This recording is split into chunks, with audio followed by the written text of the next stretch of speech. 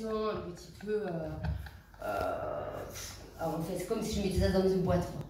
En fait, non, c'est pas ça que je veux dire. C'est qu'en fait, il m'arrive des situations complexes. À vrai dire, c'est parce que je comprends pas tout ce qui m'arrive. Et du coup, ça donne des moments de vie de solitude. Par exemple, je vous donne un exemple simplement.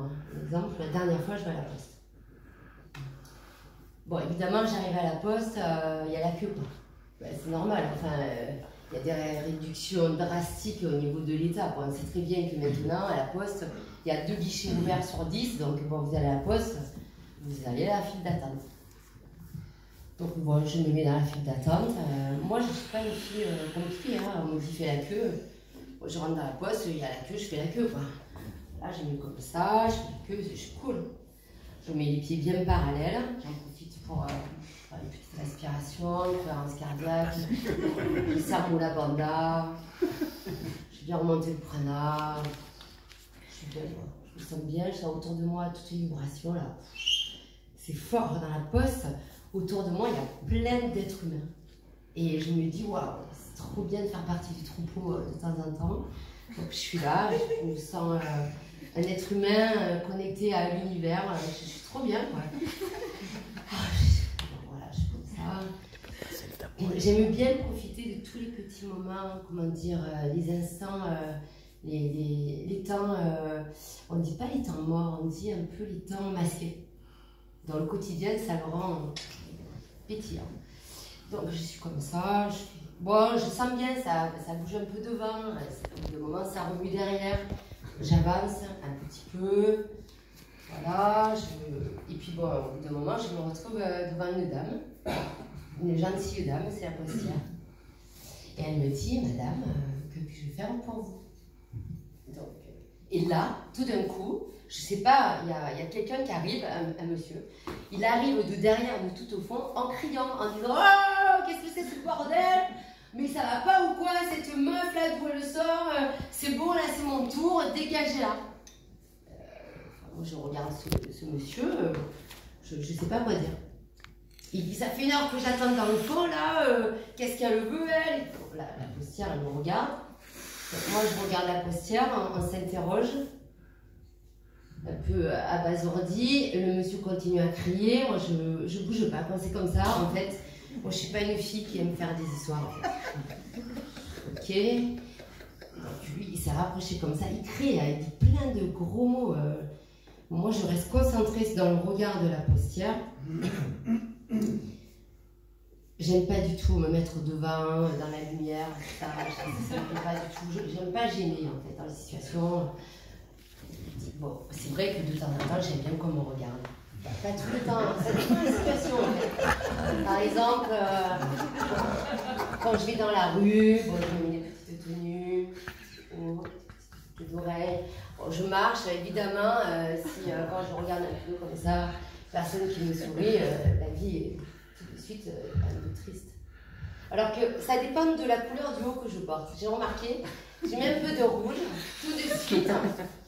Je vois les sourires s'allumer et en fait, c'est ça la vie en fait. La vie, c'est une espèce de jeu de séduction, quoi. Donc, dès qu'on vous sourit, la joie intérieure se transforme en un bonheur et tout de suite, on peut danser sous la pluie, quoi. Et donc là, non, là, je suis dans une situation où je suis pas du tout à l'aise.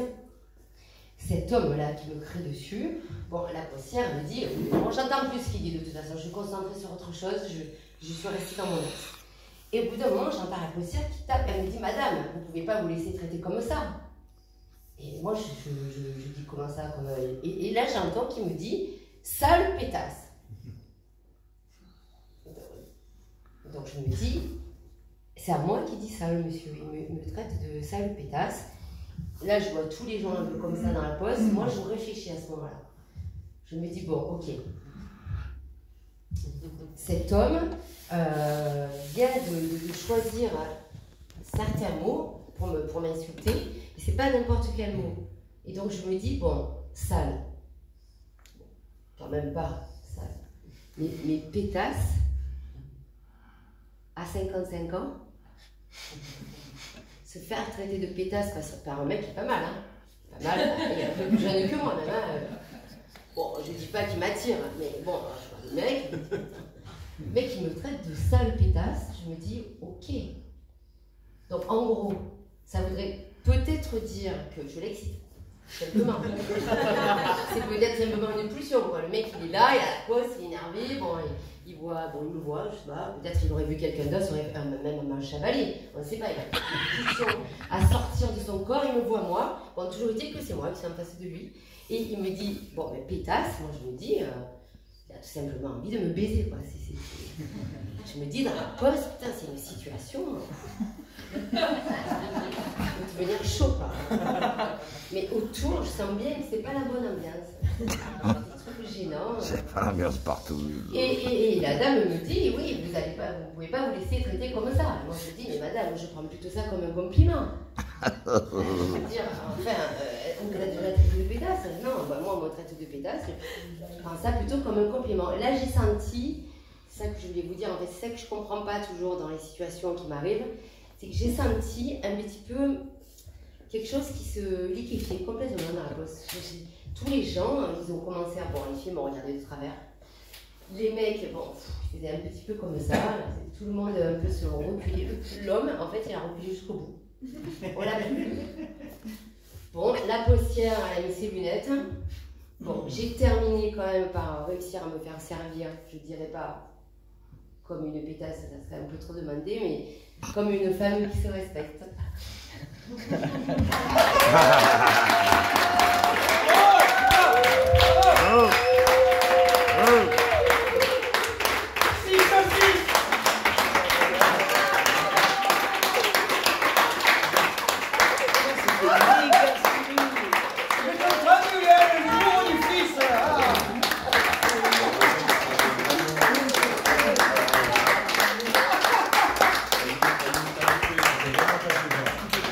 Le fils, c'est là.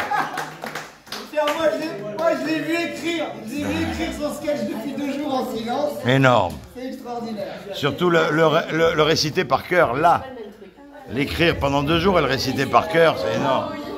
Quelle merveille. Ah. Jean-Claude est mort de rire, je te signale, derrière, là, sur l'écran. Quelle merveille. Merci pour lui.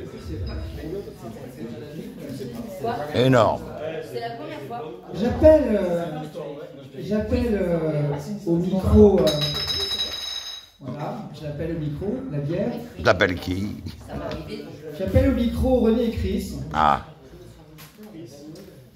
Alors, Chris en premier. Chris. Ah d'accord, je savais pas. Je sais que vous étiez- il n'accompagne pas la guitare. Bon, d'accord. Donc j'appelle en premier Chris. Donc, on va relancer la vidéo, les amis, suivante. Chris et